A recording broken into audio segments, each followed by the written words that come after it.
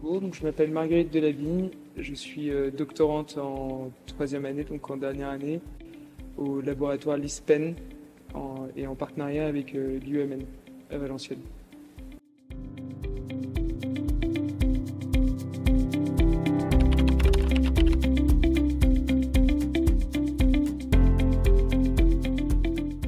J'ai fait la formation Grandes Écoles des Arts et Métiers.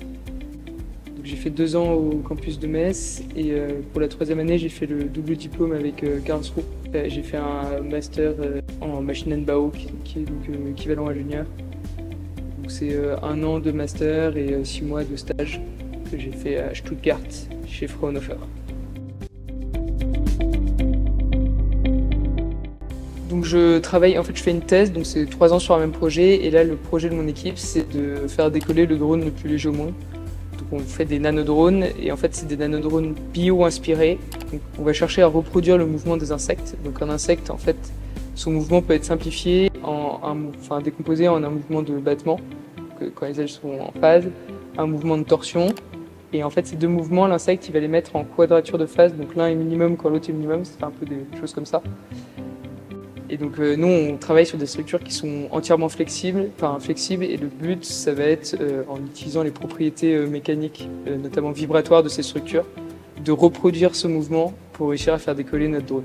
Et ce qui est très intéressant avec ce sujet de recherche, donc les nanodrones, c'est que ça touche plusieurs domaines de recherche. Donc on a toute la partie mécanique vibratoire pour le dimensionnement du drone et arriver à trouver la géométrie qui permettra d'avoir le plus d'amplitude possible sur les ailes pour avoir le plus de force, mais aussi le dimensionnement de l'actionneur qui est le moteur du drone qui est électromagnétique, donc c'est une bobine et un aimant tout simplement. Et il y a aussi donc tout l'aspect fabrication qui est très intéressant parce que c'est des techniques de microtechnologie, donc en salle blanche, donc c'est un domaine assez particulier que je ne connaissais pas du tout avant ma thèse. Il y a aussi de l'aérodynamisme parce qu'il y a le contact bien sûr de l'air sur le drone qui va beaucoup influencer. Les membres de l'équipe sont tous un peu répartis dans différents domaines.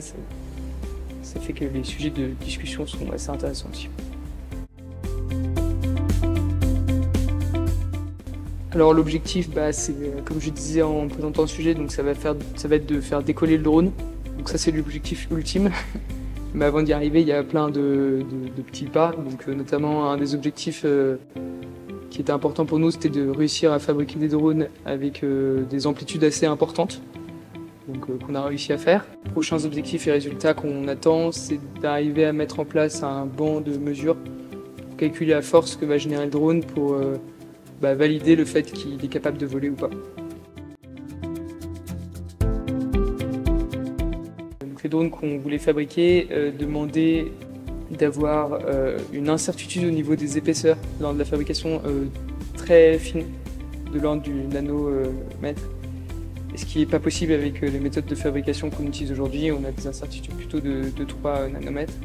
Et donc, je fabriquais des drones qui avaient une aile qui était plus épaisse que l'autre. Et quand je testais mon drone, à cause de ça, j'avais mon drone qui volait un peu de travers. J'avais une aile mes ailes n'étaient pas en phase, elles n'étaient pas en même temps. Et donc, à cause de ça, c'était pas possible d'avoir un mouvement, de générer une force de portance avec ces drones-là. Et donc pour pallier à ce problème, comme on ne pouvait pas jouer au niveau de la fabrication, l'idée c'était de faire des drones avec 2 ailes indépendantes. Comme ça je peux contrôler mes ailes et compenser le fait que j'ai une aile qui est un peu plus épaisse que l'autre. Moi j'ai beaucoup aimé découvrir le monde de la recherche durant ma thèse, mais aussi le côté enseignement. On a l'occasion de donner des cours, contact avec les élèves, de pouvoir transmettre. Donc moi je pense que je vais tenter de faire une carrière académique après ma thèse, parce que c'est ce qui m'amuse le plus. Mais en soi, toutes les portes restent encore possibles après une thèse.